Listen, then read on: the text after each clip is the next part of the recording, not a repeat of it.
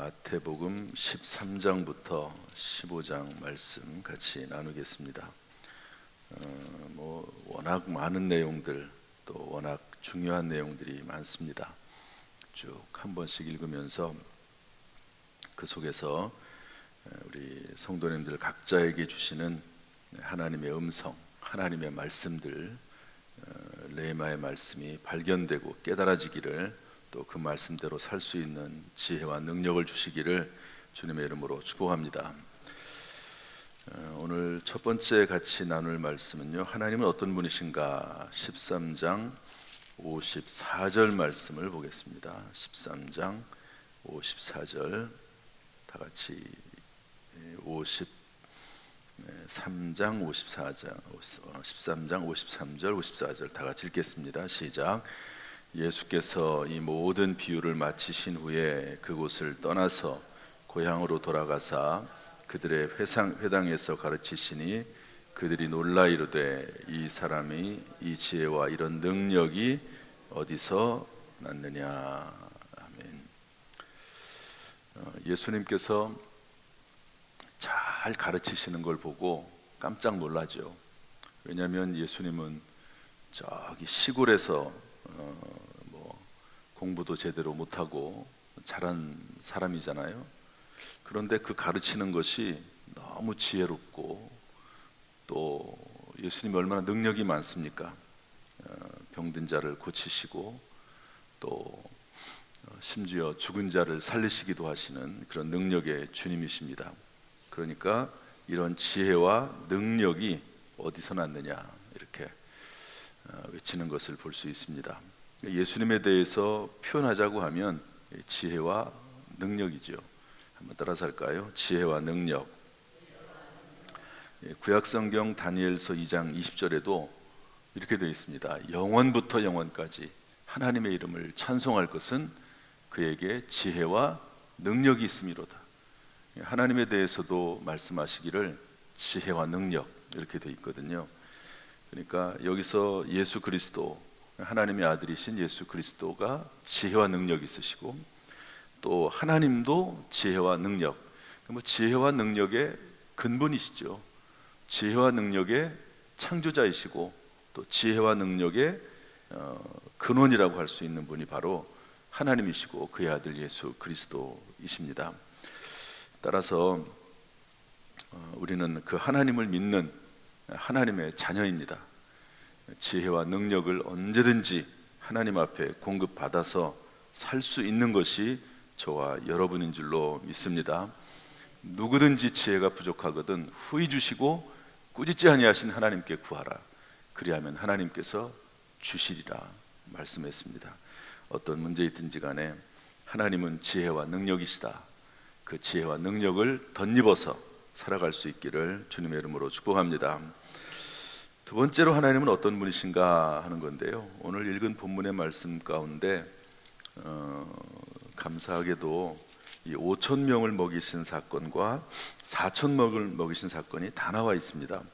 우리 14장 말씀을 한번 볼까요? 14장 13절부터 21절 말씀인데요, 한번 읽어보겠습니다.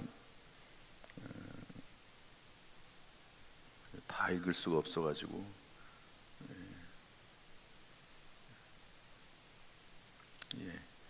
여기 19절 말씀 한번 읽어보겠습니다. 19절 다 같이 시작. 무리를 명하여 잔디 위에 앉히시고 떡 5개와 물고기 2마리를 가지사 하늘을 우러러 축사하시고 떡을 떼어 제자들에게 주시매 제자들이 무리에게 주니 다 배불리 먹고 남은 조각을 12바구니에 차게 거두었으며 먹은 사람은 여자와 어린이 외에 5,000명이나 되었더라. 15장 한번 볼까요? 15장 32절부터 37절인데요 36절 38절까지 읽어보겠습니다. 시작. 떡 7개와 그 생선을 가지사 축사하시고 떼어 제자들에게 주시니 제자들이 무리에게 주매 다 배불리 먹고 남은 조각을 일곱 광주리에 차게 거두었으며 먹은 자와 여자와 어린이 외에 4,000명이었더라. 아멘. 아까는 5,000명, 여기서는 4,000명. 그런데 여자와 어린이는 빼고, 여자와 어린이는 제외하고, 그러니까 뭐 그것까지 아마 포함을 하면 거의 15,000명, 20,000명, 그 정도 되는 사람이라고 볼 수가 있습니다. 그 이상도 되겠죠. 어쨌든 주님께서는 우리를 능히 먹이시고 입히실 수 있는 분이시다 하는 것을 알려주고 있습니다. 단 마태복음 6장 33절 보면 그런즉 너희는 먼저 그의 나라와 그의 의를 구하라. 그리하면 이 모든 것을 너희에게 더하시리라. 이렇게 말씀했습니다. 여러분, 우리가 하나님의 일을 하면 하나님께서 우리의 일을 책임져 주시고 도와주실 줄로 믿습니다. 오늘 이 새벽에 나와서 하나님 앞에 기도할 때마다 하나님께서 도와주시고 은혜 베풀어 주시고 모든 필요한 것들을 공급해 주시기를 주님의 이름으로 축복합니다. 그런데 15장 32절 말씀을 좀 여기에 관련해서 좀 하나 더 읽고 싶은데요. 15장 32절인데요. 다 같이 시작. 예수께서 제자들을 불러 이르시되 내가 무리를 불쌍히 여기노라. 그들이 나와 함께 있은지 이미 사흘임에 먹을 것이 없도다. 길에서 기진할까 하여 굶겨 보내지 못하겠노라. 이것이 예수님의 마음입니다. 사흘이나 됐기 때문에 도시락 싸온 거 다 먹었을 거다. 그냥 돌려보내면 전국 각지에서 몰려왔는데 이 사람들이 가다가 다 지칠 거다. 그러니까 굶겨 보낼 수 없다. 주님의 마음이죠. 여러분, 저와 여러분을 향한 주님의 마음이 이런 마음인 줄로 믿습니다. 늘 불쌍히 여기고 또 우리가 굶고 또 지치고 피곤하고 이런 것들을 그냥 보내지 아니하시고 그런 것들을 불쌍히 여기시는 주님, 이런 주님이 저와 우리들의 주님이시다 하는 것을 알 수가 있습니다. 이런 분을 우리가 믿고 있죠. 우리도 다른 사람들, 지치고 피곤한 사람들, 이런 사람들을 찾아가서 돕고 섬기는 교회요, 성도가 되어야 될 줄로 믿습니다. 이런 분이 하나님의 주 예수 그리스도이시고요. 이런 오늘 본문의 말씀 속에서 또 하나님이 어떤 분이신지, 주님이 어떤 분이신지, 또 이 말씀 속에서 우리에게 주시는 교훈은 무엇인지 한번 찾아보려고 합니다. 오늘 읽은 말씀인데 그것은 씨 뿌리는 비유입니다. 한번 따라합시다. 씨 뿌리는 비유. 이 말씀은 우리가 잘 아는 말씀이고 또 읽었으니까요. 여기에 우리가 참고로 봐야 될 내용과 단어들이 몇 가지가 있습니다. 우리 13장 19절 말씀 다시 한번 읽어보겠습니다. 13장 19절 시작. 아무나 천국 말씀을 듣고 깨닫지 못할 때는 악한 자가 와서 그 마음에 뿌려진 것을 빼앗나니 이는 곧 길가에 뿌려진 자요. 첫 번째 봐야 될 내용은 뭐냐면 악한 자입니다. 맨 뒤에 가면 이제 30배, 60배, 100배 열매 맺는 좋은 땅이 나오는데 이 좋은 땅처럼 열매를 맺지 못하는 이유가 뭐냐? 첫 번째는 말씀이 문제가 아니고 첫 번째는 악한 자, 사탄, 마귀입니다. 그리고 그것보다도 더 우선되는 게 있다고 하면 길가에 뿌려진 자다. 그 마음이 길가와 같이 딱딱하다는 거죠. 그러니까 하나님의 말씀을 아예 받을 준비가 전혀 되어 있지 않습니다. 딱딱한 마음. 누굴까요? 예를 들면 성경에 나와 있는 바리새인과 서기관들입니다. 주님이 아무리 그 말씀을 예수님께서 선포를 해도 그 말씀을 받아들일 자세와 준비가 하나도 되어 있지 않습니다. 그 이유는 뭘까요? 자기들로 가득 차 있어요. 자기들의 생각, 자기들의 사상, 자기들이 옳다고 주장하는 것들, 이런 것들에 가득 차 있어서 딱딱한 밭이죠. 딱딱한 밭. 도저히 어떤 다른 것이 들어갈 수 없는 겁니다. 그런 밭은 놀랍게도 악한 자 사탄 마귀가 그것을 뺏어가기 때문이라고 말씀하고 있습니다. 여러분, 악한 자를 대적하는 이런 길가밭에 뿌려진 마음을 가지고 있는 이런 것을 우리가 대적하고 악한 자를 이길 수 있는 길은요, 사실은 기도밖에 없습니다. 우리가 오이코스 전도를 하지만 어떤 분들은 우리의 친구나 가족이나 어떤 이웃들은 오이코스 그 관계가 그분들이 마치 딱딱한 밭과 같은 사람들이 있거든요. 이런 밭을 어떻게 우리가 개간할 수가 있겠습니까? 어떻게 영혼을 구원해서 그들을 불려드리고 있겠습니까? 그것은 오직 사람의 마음을 부드럽게 하시고 사람의 마음을 열어주시는 하나님께로밖에 되는 것이 아니다 하는 것을 알 수 있습니다. 그래서 우리가 매번 기도하듯이 새 영과 새 마음을 부어주세요. 새 살이 돋아나게 해주세요. 여러분, 마지막 때에 하나님께서 우리에게 새 영을 부어주지 않습니까? 그렇게 기도해야 되는 것입니다. 끊임없는 기도밖에 없습니다. 그래서 우리가 오이코스를 작정하고 기도하지 않습니까?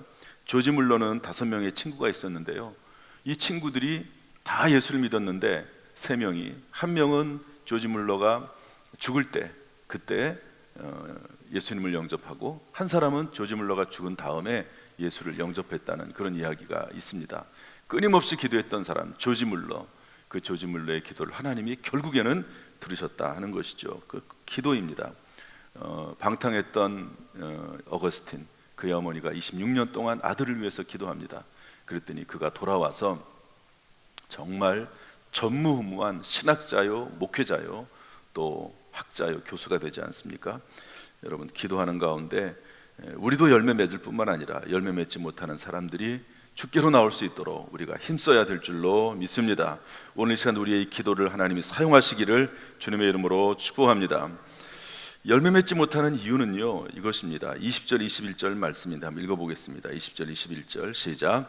돌밭에 뿌려졌다는 것은 말씀을 듣고 즉시 기쁨으로 받되 그 속에 뿌리가 없어 잠시 견디다가 말씀으로 말미암아 환난이나 박해가 일어날 때에는 곧 넘어지는 자요.